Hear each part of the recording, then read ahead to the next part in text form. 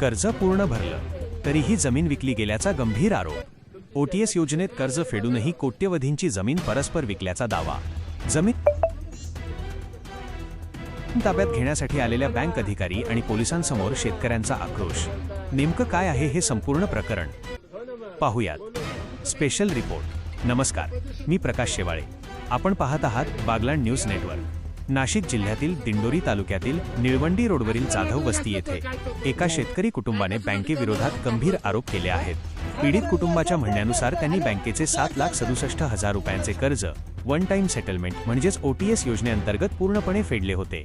मात्र त्यानंतरही संबंधित बँकेच्या काही अधिकाऱ्यांनी संगनमत करून मुंबई येथील मुख्य कार्यालयाला चुकीची माहिती पाठवली आणि कोट्यवधी रुपयांची जमीन अवघ्या 73 लाख रुपयांत परस्पर विकल्याचा आरोप करण्यात आला आहे। शेतकरी कुटुंबाचा दावा आहे की या व्यवहारात काही स्थानिक एजंट आणि संबंधित अधिकाऱ्यांनी बनावट कागदपत्रांचा वापर करून त्यांची फसवणूक केली।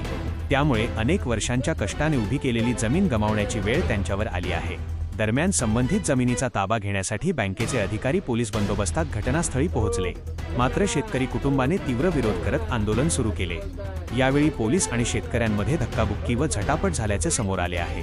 याच गोंधळाचे मोबाईलवर चित्रीकरण करणाऱ्या एका स्थानिक तरुणाला पोलिसांनी मारहाण केल्याचाही आरोप करण्यात आला असून या घटनेचे व्हिडिओ सोशल मीडियावर मोठ्या प्रमाणात व्हायरल झाले आहेत। या प्रकरणाची गंभीर दखल घेत काँग्रेस पक्षाने उच्चस्तरीय चौकशीची मागणी केली आहे।